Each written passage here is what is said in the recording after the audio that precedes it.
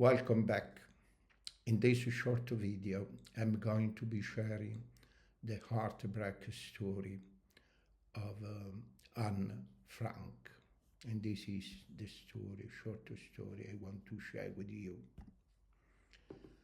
In the summer of 1942, a young girl sat by the window of a hidden attic in Amsterdam, holding a red-checked diary.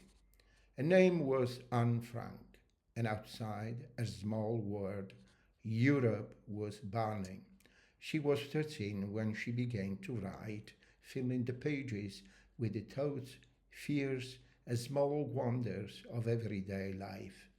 The smell of freshly baked bread from downstairs, the way the chestnut tree outside changed with the seasons, and the sound of sirens that made her heart stop.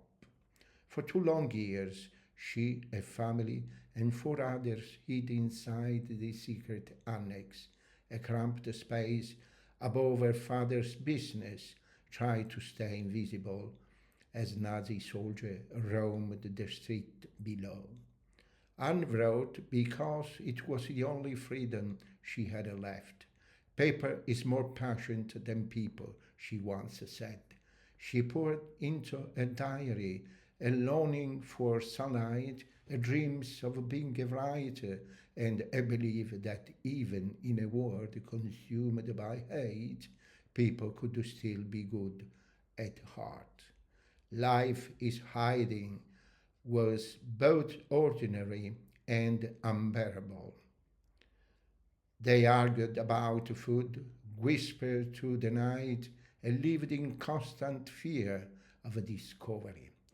Every creak of the floorboard could mean the end, yet Anne never stopped writing about the crash on Peter, her argument with her mother, and a hope that one day the war would end and she would walk freely again. That hope was shattered on August 4th, 1944, when the Gestapo raided the secret annex. The Franks and their friends were taken away, packed into cattle cars, and sent to concentration camps. Anne and her sister Margot eventually ended up in Bergen-Belsen, where disease and starvation claimed their lives in early 1945, just weeks before the camp was liberated. Anne was only 15. But her words did not die with her. When her father, Otto Frank, the only surviving member of the family, returned to Amsterdam, he found a diary preserved by Miep Gies, one of the brave people who had helped them hide. When he opened the first page of the diary and began to read, he wept. His daughter's voice, so full of life, humor, and wisdom, still lived within those pages.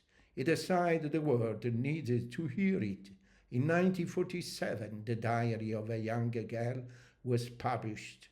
It became one of the most important books in history, not a record of war, but a record of fate.